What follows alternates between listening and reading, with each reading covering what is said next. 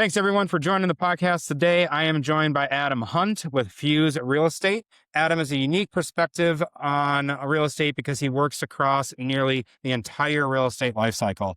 He helps renters become homeowners, first-time home buyers purchase their first homes, and any new investors buy their first rental property, and experienced investors manage and grow their portfolios.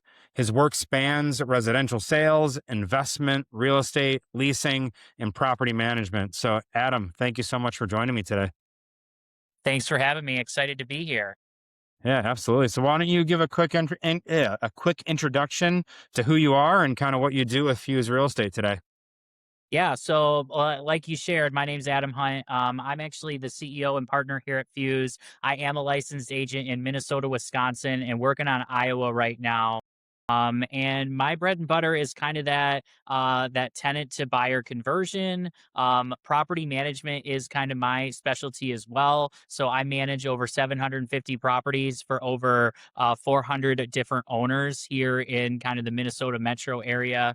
I work a lot with investors getting their first investment, understanding what those rents are going to look like, understanding that cash flow, but then helping seasoned investors grow their portfolio, whether that be large apartment buildings or a bunch of single family homes. So I really love real estate. I love being able to help the clients. I'm an investor myself. I was a first time home buyer myself, so I try to take these experiences I've had and gift it to others so they can have the beauty of wealth in their life. So that's a little bit about me, what I do at Fuse.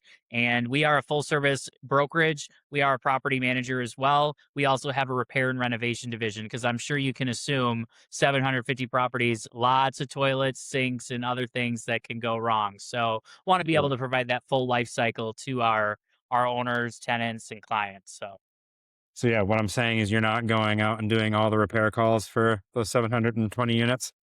not me. I like my office here too much, but I do love to tour properties as investment properties. So, got a good healthy amount of listings and transactions. So, again, dedicated to our current client group, but that leads to opportunities, right? We have investors that want to sell and trade up via 1031. We have people wanting to get into the game. We have, 750 properties worth of tenants who didn't know they could be buyers and own their own house, and even done some where they buy the house that they're renting on like a rent to own or a contract for deed or other creative financing. So, there's a lot of opportunities in real estate that's like doesn't fit into the normal like box that everyone else, plays in. So being able to get outside the box and help people experience those opportunities is just really, really exciting and fun for me and my entire team. So Yeah, absolutely. Well, I mean, you just kind of spoke to it. Like your way of doing real estate's not the most traditional way because you've got all those other avenues and ways to do things. So maybe your path getting into real estate wasn't super traditional.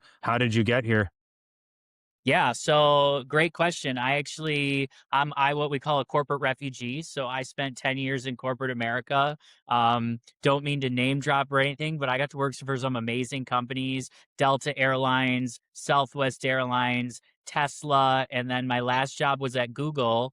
And I actually was part of a layoff. And then, after that, I was like, hey, I want to bet on myself. What does Adam want to do? Well, Adam wanted to get a rental property. Adam found out he was really good at doing some of that stuff through his corporate career and that background, a lot of transferable skills. So like Yep. I went and said, I want to do this for other people. I want to help people experience this as well. So, a lot of people come from corporate to real estate, but I think it really gave me a nice foundation.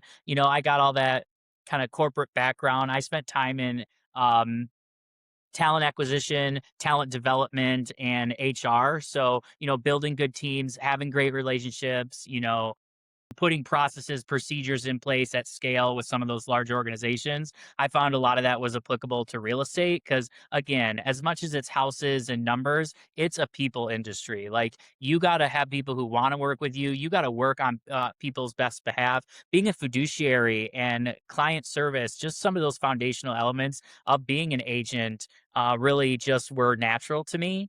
And I would say in my role in corporate, professional middleman and womening, right? Like, That's what we do in real estate, right? I'm not buying the house. I'm advocating for someone else buying the house. It's like I'm helping them make a huge life decision. Just like when I was helping somebody find a job, we were talking about contracts. We were talking about, life decisions. Where do they want to be? What are their goals? And I get to have those same types of conversations because at the end of the day, I'm kind of a relationship and a people guy. So, I mean, it really just fits hand in hand. So I found a lot of success and joy out of it. I love my clients. I would hope, love working with me, which is, just a testament to, doing what you love is kind of a really good thing for everybody. So, Yeah, it's funny you say that because I feel the same way with like my past industry. I wasn't in corporate. I was an executive chef in the restaurant industry. So with me going into the mortgage, everyone's like, "Ah, that's such a crazy, like change or whatever." But and in reality, it's not. I mean, it's like everything in mortgage has to have a system. I have SOPs or standing operating procedures for everything. The loan process is the exact same for every single person. Obviously, we use different programs or different, kind of solutions to meet those needs. But at the end of the day, if I have my systems correct, just like in the kitchen, it's just kind of like transfers like that. So, yeah, it's obviously a much different food to houses and mortgage. But at the end of the day, if you're just organized and standard operating procedures and the same thing, I've found similarities in there. And that's why I think I was successful, coming over to mortgage too. So that's awesome. yeah. I mean, you're serving your clients, right? Like whether it's food or mortgages or, buying a house, like, it's service. It's a servant's heart. That was one of our values at Southwest Airlines, have a servant heart and, good things are going to happen. So, Yeah, for sure. Well, today you work with everyone from renters buying their first home to experienced investors, and then everyone that you also service and all the units that are actually renting from you. How has that evolved your business from when you first started? yeah, I mean, I think this is an opportunity market, right? I'll say just candidly that the market is very saturated with real estate agents. There are a lot of good agents. A lot of them have been doing it way longer than me. A lot of them, have a bigger client base. So it's like, how do I differentiate myself? How do I make it, a market for me, right? And it was doing things that maybe other people didn't want to do. Property management can be thankless, right? Tenants and owners and toilets and sinks and not paying rent and evictions, like that is just like not something most people want to deal with, right? So it's like that's where I started and that's where I cut my teeth. But guess what? Opportunities came from that because people who thought they wanted to rent out their house invite me in because the barrier of entry is very low. And then we're there and I'm just like, "Oh, renting might not be the option. Have you thought about selling? Have you thought about creative financing? Have you thought about rent to own? Like, have you these other opportunities?" And it's like where other agents struggle to get that listing appointment, I get invited in almost on a daily or every other day basis to these people who selling could be an option. And since I came in just wanting to do the property management and the dirty work, it's like I don't have commission breath. I'm not here. Obviously, I'm here as a career, but it's like it's not to get your money or the commission. It's to help you explore that. And the commission is a benefit on the back end for me, right? So Yeah. I'd be happy to do the renting. I'd be happy to do that. And then just through that, going from 0 doors to 750 doors, there's a ton of opportunity to serve those tenants. I put them in the unit. I help them love the rental that they're in. Most people don't think it's an option. They don't understand what that looks like. And it's just a huge opportunity for, us to have those conversations. And like where other people are struggling to get those people like to talk to them, I have them right Yeah. in front of me all day, every day. So it's like, it's beautiful in that regard. So I think that's how, I started with the property management and it's just exploded, right? Like, for example, I got a client under contract on a 36 unit apartment building, so I'm in commercial. I just got an LOI on a 5 unit apartment building that we're looking to sell for an owner. And you know what they want to do? They want to upgrade. They want to 1031 that into larger properties. So it's a lot of opportunity to, you know, a lot of opportunity for me and my team has come from doing that dirty work that not a lot of other people wanted to do. And I think just that's a testament to anything you can do, right? Like it's beautiful. And I love that my clients trust me. And if you trust me to manage it, hopefully you'll trust me to sell it or buy you something new. So Well, especially even like the tenants that you've grown a relationship with, or that your team's grown a relationship with too, and they're looking to potentially buy. they kind of know in the back of their mind, like if I was your tenant or whatever, it's like you would think that you might even have more of a benefit or whatever to keep me renting from you. So the fact that you're actually trying to like help me with ownership of home and all that good stuff, it actually shows that you really care about having to move on and having to find another renter for their space. So maybe that comes, is that kind of what you were alluding to, where like you come off with a lot less sales breath because it's, not mutually beneficial for you kind of in the long run, having to find another tenant or, kind of get their home like re-rented out. Do you think that has anything to do with it?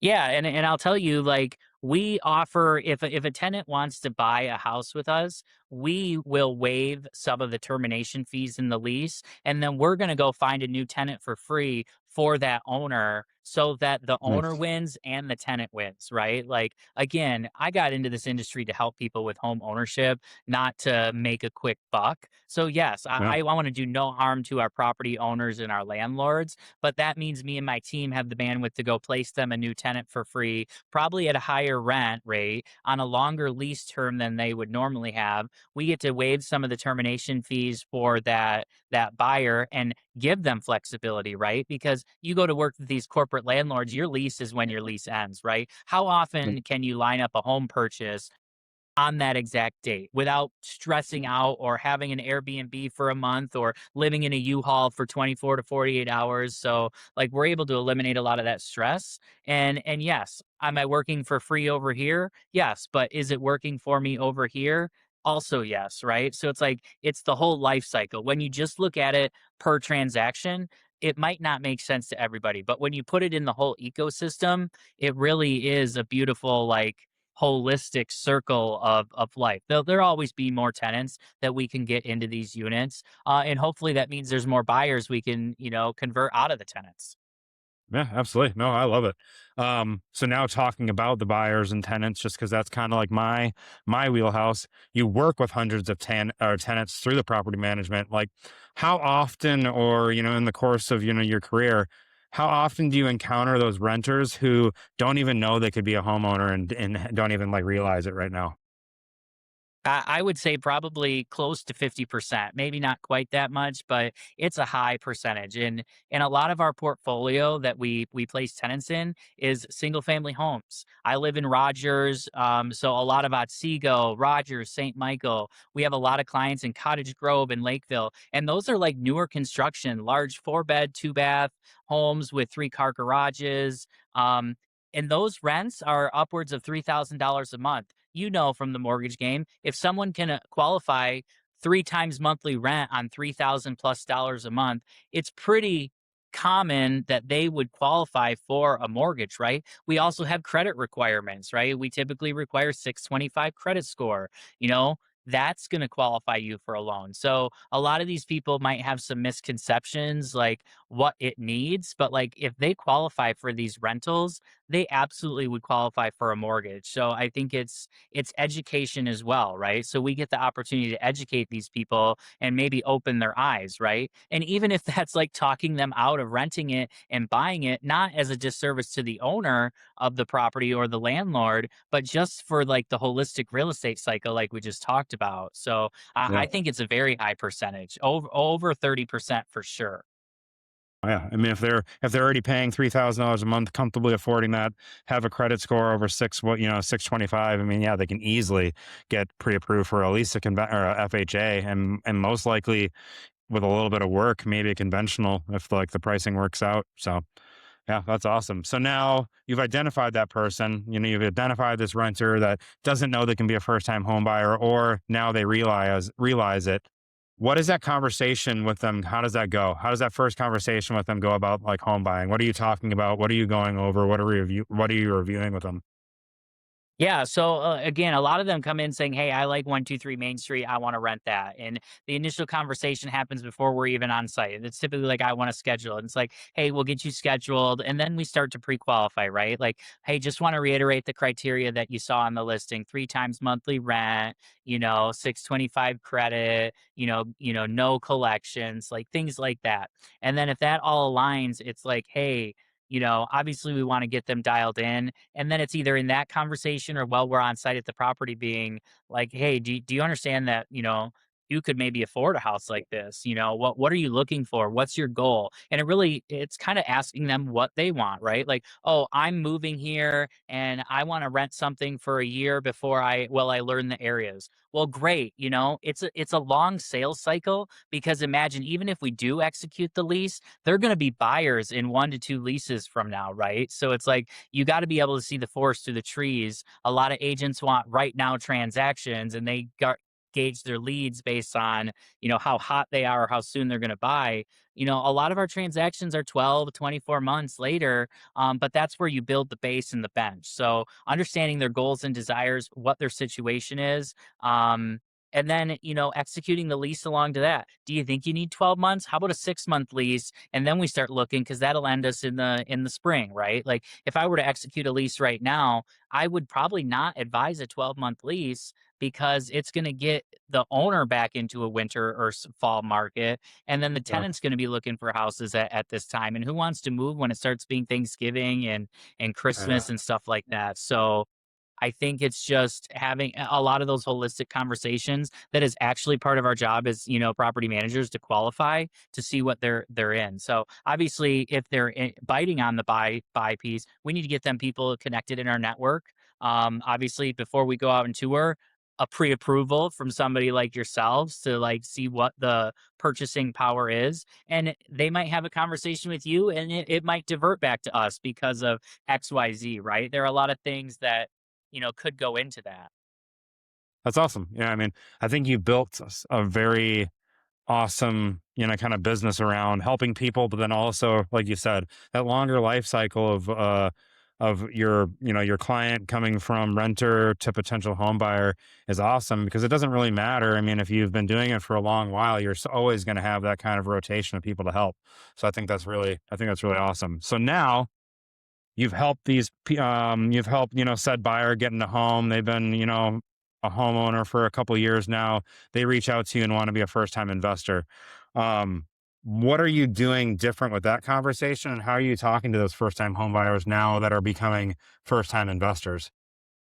Right. It's a totally different conversation, right? It's going from finding a house that you want to live in that makes sense for you, and now it's all about cash flow, and now it's all about rent ranges, and now it's all about, carrying costs, and it's a different down payment structure, right? You're aware of that, right? There's a lot of loan products, DSCR, where they could just qualify based on the rents that are coming in, and things like that. So totally different conversation, but that's also where being a property manager comes into play. A lot of these investments are going to be rentals, right? I've seen a million times where the clients have used an agent who, just maybe asked Chat GPT what the rent range would be, and then they took the top of that and said, "Yeah, you can get $4,000 a month." And then they come talk to me, and I'm just like, "That's going to rent for 2,900, and now we're $1,000 off, and now all of your cash flow projections are skewed and off, and now you're in a bad investment." So I think Yeah. education, education, education. It's speaking from my experience as well. I own 10 properties. I'm a landlord on top of, all of that, all of the 750 that I manage for other clients. So I think it's Yeah. just a lot of education, right? So it's spreadsheets, it's cash flow analysis, it's rental analysis, it's talking about how long it's going to take to rent. Um, and then that gives me an idea whether they're really ready to invest, right? If I'm seeing deers in headlights, if I'm seeing, like, if they're asking a ton of questions, but they're not the right questions, like, that's might be where I'd be like, hey, maybe we're not ready. Maybe we need to look at this. There's a lot of other options. Maybe you need a partner. Maybe, it looks like XYZ. So again, I'm not trying to rush into transactions with anybody. I want it to be right, because I'm here for the long term. I'm going to be in real estate for a long time. I want to have long-term relationships. I don't want to just get the transaction and you find out that it's not, I don't want to sell snake oil, for lack of a better term. I want to sell a good investment, because I hopefully want to manage it. I want to help you find the tenants. I want to help you, fix that toilet when it needs to be fixed. So that's kind of my approach to kind of that first investor conversation. And it goes really well most of the time. Well, then also too, I mean, obviously you want them to you're in business, but you're also, a good guy. So you obviously want them to make money too, because if they make money on that investment and becomes a good investment, they're going to buy more investments. So yeah, it makes sense. If you put them in a bad investment just to make a quick buck and sell a deal, it's like probably the worst thing you can do. So, for them and you for, in the long run. So that's awesome. So talking kind of about that, now, what are kind of the big mistakes that you either see first time home buyer or first time investors make, or maybe like mistakes that you've saved people from like kind of making with your kind of expertise? Yeah, I would say two main things, and I see it most often, and it's always common. I kind of mentioned one, not running your numbers before you get excited about the property. Overvaluing rent and not being able to get it kills everything. It makes a good investment turn into a bad investment. That can also be thinking you're going to Airbnb something, thinking you're going to, short term rent or have a student housing, or like those are very nuanced things. If a deal doesn't underwrite as a long term rental, I would ask you to put some high pause on it unless you're really experienced in that space and know that niche space, right? Yeah. Airbnb can be hard. Student housing, co-living, sober living, nurse housing, all these are like what I would consider, you know, um, popular phrases for lack of a better term, but they're like it's harder than just the gold standard. So that's one, not knowing your numbers and your rent prices and what it's actually going to cost. Not understanding that utilities might flow to you like trash, sewer, water, and not baking that into your calculations. So not knowing the numbers is number one, and number two is regulation, regulation, regulation. If you are going to be a landlord, you have to look at what the cities require of you. Cities like Minneapolis Yeah. and St. Paul have extreme regulations for renting and being a landlord and investors. So much so, it's a 60-day eviction notice in St. Paul. So much so, there is inclusive screening criteria for the city of Minneapolis and St. Paul that tells you can't look at somebody's credit score. You can only look at things on their credit report that would prohibit their ability to pay rent, which is past due balances to landlords and utilities. Someone could have bought a Mercedes and not paid off the Mercedes and had a collection for $80,000 from Mercedes, and you cannot deny them. So, protecting your investment and knowing the numbers by knowing the regulation, knowing the numbers are the two biggest mistakes I see. And that's a 5 to 10, 15-minute conversation with me, no more, and now you've got that knowledge, right? So it's like, not saying that other agents aren't great, but like work with someone who's experienced in what you want to do, right? If you're going to invest, that person who maybe helped you buy your first home might not be that agent for you, and that's okay. Like, here's my permission to everybody to find the right person doing the transaction that you want to do, right? Just like I wouldn't say I'm an expert in Duluth real estate because I'm here. Like, I would tell you to go get an expert there, right? Like, so I can't, I could talk for hours and hours about that, but those are the Yeah. two mistakes. And I hate when people make them because it's a tougher conversation for me after you've bought it. You know what I mean? Well, yeah, too. And I think going back to the first mistake and kind of going into like mortgage lending and all that stuff, I've been in situations to where we are utilizing a DSCR loan and things like that. And we've had a realtor on the other side that might not be super knowledgeable in rents. So I'm trying to figure out what that house is going to rent, market rent. And the only way we do that on the DSCR side of it is we have to get an appraisal with the rent schedule. So the appraiser can tell us what those houses are going to rent for. And then that's like literally the most important thing for a DSCR loan is that rental schedule. And, we've had it to where we've been told it was, 3,500 and then it's came in at 2,500 and the deal's dead. Or if it's not dead, the pricing is 100% indicative on that ratio, the 80 or if it's over 100 or whatever. So, the deal changed a lot. So like having someone like you that can like identify almost probably as better than or the same as one of the appraisers that are doing the rent schedule, that's a huge value to investors that are utilizing that product for sure. Right. It's going to help underwrite the deal, right? It's going to help Yeah. make or break it almost every time. Yeah, absolutely. All right, well, cool. I mean, let's do something fun. Something fun. We'll kind of finish it up. Like what? So Minneapolis in the area. I always like to ask this question because I'm a foodie. I was a old chef. Where's your favorite place to go out to eat, or kind of favorite restaurants in the area? Yeah, so I love Red Cow. Call So is me my wife. call me simple, but I love Red Cow. I love it, love it, love it. I also live in Rogers, so if anybody gets up in that area, our social in Rogers is phenomenal. I love the people there. It's like a block and a half from my house, so it's my hangout spot. So Rogers in our social or Red Cow is always my go-to. Uh, for that. And both of them have amazing espresso martinis, and you can probably see my shrine over Yeah. there. My Yeah. team has got me a bunch of candles and espresso martini stuff because that's my thing. So Do you ever like whiskey sours? I'm not a brown liquor guy, Got it. so Okay. not me. But I'm a martini guy. Any type of martini, There you like go. dirty espresso, you name it, I'm drinking it. So Got it. My wife loves Red Cow, and one of the things that she loves about it's not on the menu anymore, but I think it's like a Big Daddy sour or something like that, and they put a an outline over the foam and drop some of the bitters on there, and it looks like a cow. It's kind of cool. So yeah, we're very familiar with Red Cow. Well, awesome, man. Well, thanks so much for kind of going over this with me today. If anybody wants to get in touch with you, either if they want to rent, they want to buy, they want to invest, what's the best way to get in touch with you? yeah, phone or email. And my phone number, direct line right to my cell phone is 612-886-5543. And my email is adam@fuzere.com. That's fuzere.com. Super easy. All right, man. Well, I appreciate you joining me today, and it was a pleasure talking to you. Thank you so much. I appreciate it and hope to talk to you soon. See ya.